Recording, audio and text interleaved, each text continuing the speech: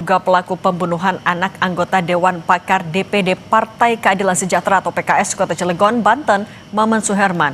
Pelaku dibekuk saat melakukan pencurian.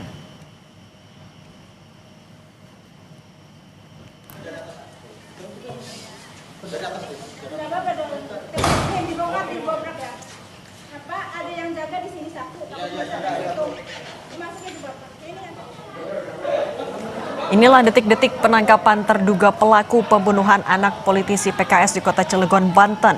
Terduga pelaku ditangkap usai lebih dari 2 pekan dalam pengejaran. Terduga pelaku berinisial HA ditangkap oleh tim gabungan Polres Cilegon dan Polda Banten di sebuah rumah di Pabuaran, Kelurahan Ciwedus, Kota Cilegon, Banten. Penangkapan berawal dari adanya laporan dugaan pencurian. Seorang pria masuk ke dalam rumah usai sholat Jumat.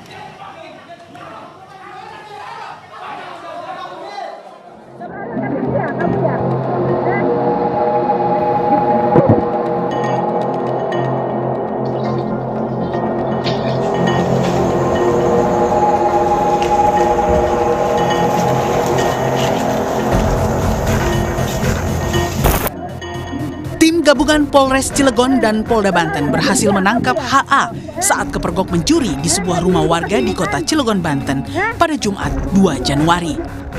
Dalam pemeriksaan awal, HA mengakui perbuatannya membunuh MAHM, anak politisi PKS Maman Suherman, yang terjadi pada Selasa 16 Desember 2025. Usai ditangkap, pelaku langsung dibawa ke Mapolres Cilegon untuk diperiksa.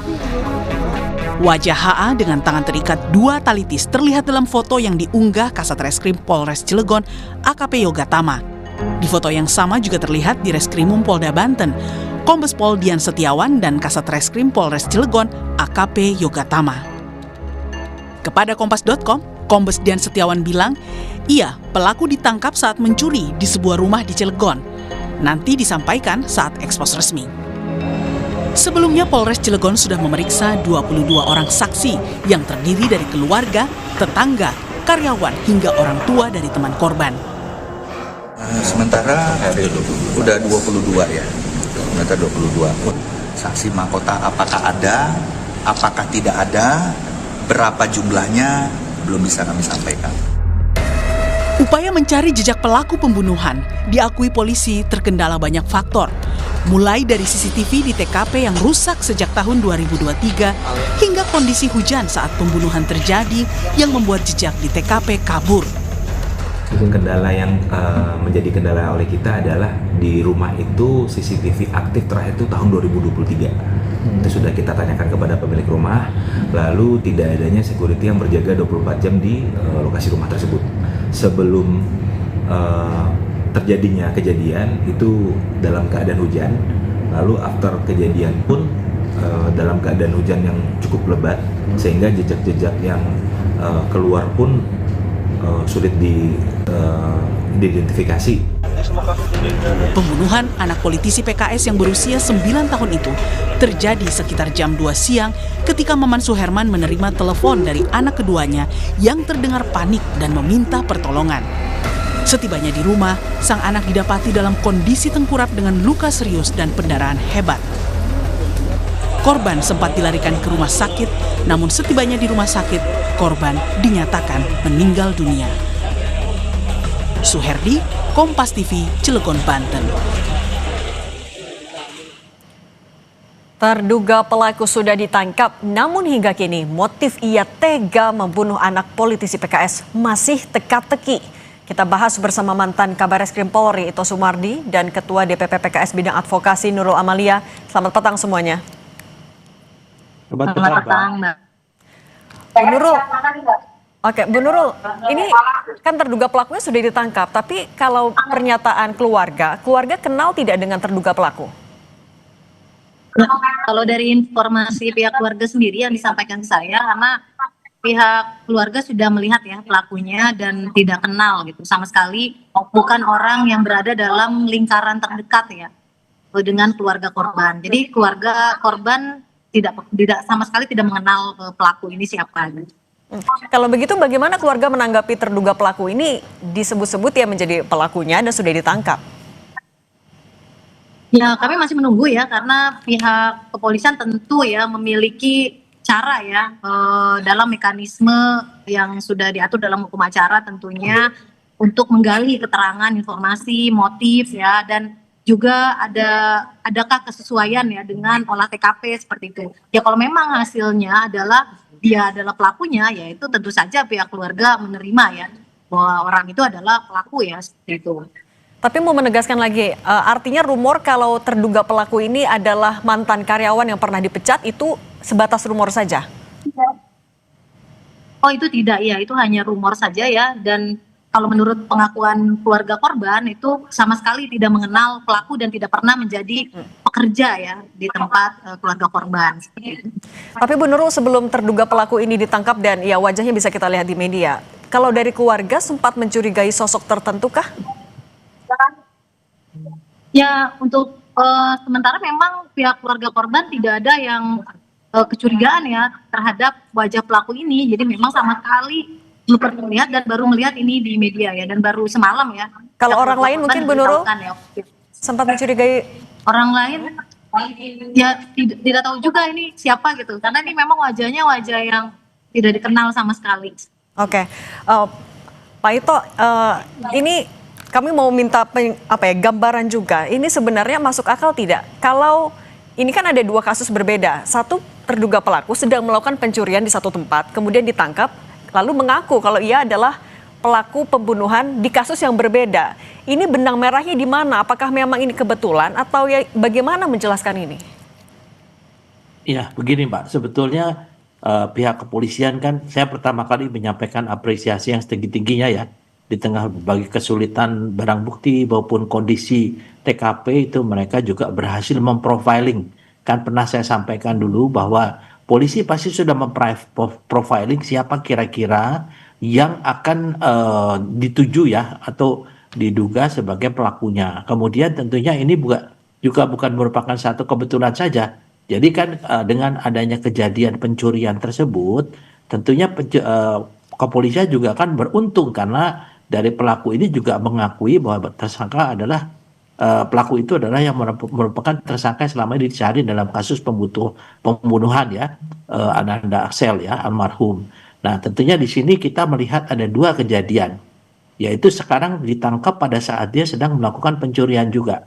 Nah, mungkin nanti benang merahnya di sini akan dicari juga salah satu motifnya barangkali ya, yang saat ini sedang didalami dan tentunya kita perlu bersabar.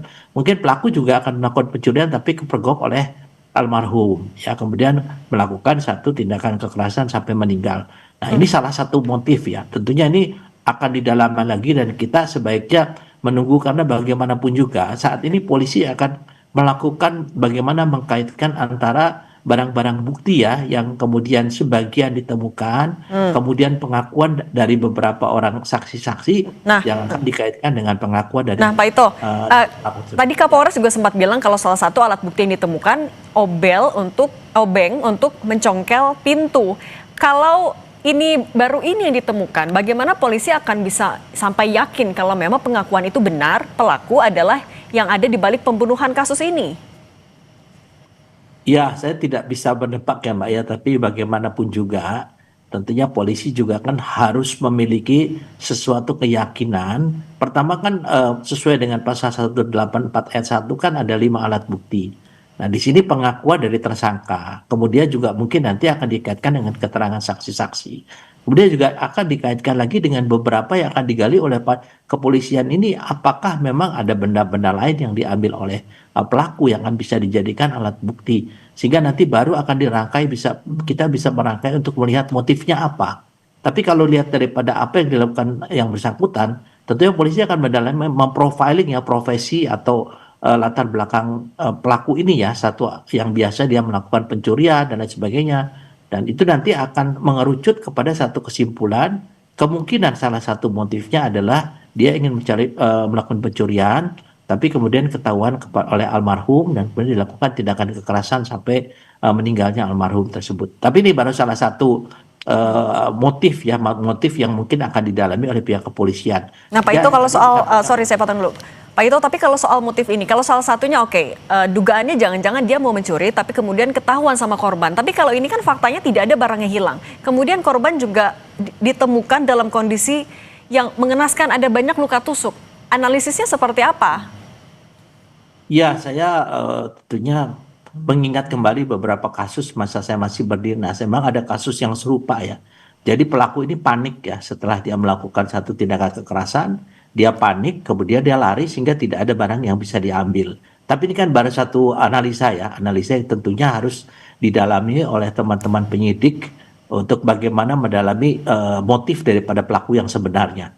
Tapi intinya biasanya ada juga orang yang akan mencuri, tapi karena ketahuan dia lari sehingga tidak ada sempat mengambil salah satu barang. Kan kita lihat pada saat itu kondisinya di rumah itu ada siapa saja. Ya mungkin yang bersangkutan sudah menggambar, biasanya seorang pencuri itu dia menggambar dulu lokasinya di sana sebelum dia melakukan satu perbuatannya, baru dia melakukan. Dan kalau kepergok ketahuan, biasanya mereka lari apakah dengan barang yang diambil ataukah tidak dengan barang. Tapi ini kan baru salah satu motif. Saya kira nanti akan didalami Mbak ya.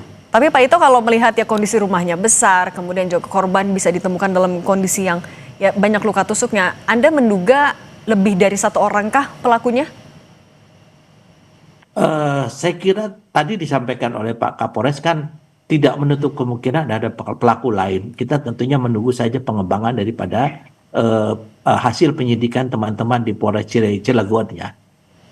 Oke, tapi kalau dari pengalaman Anda, Pak Ito, ketika pelaku sudah bisa memetakan kondisi rumahnya, kapan sepinya dan lain-lain, seperti apa?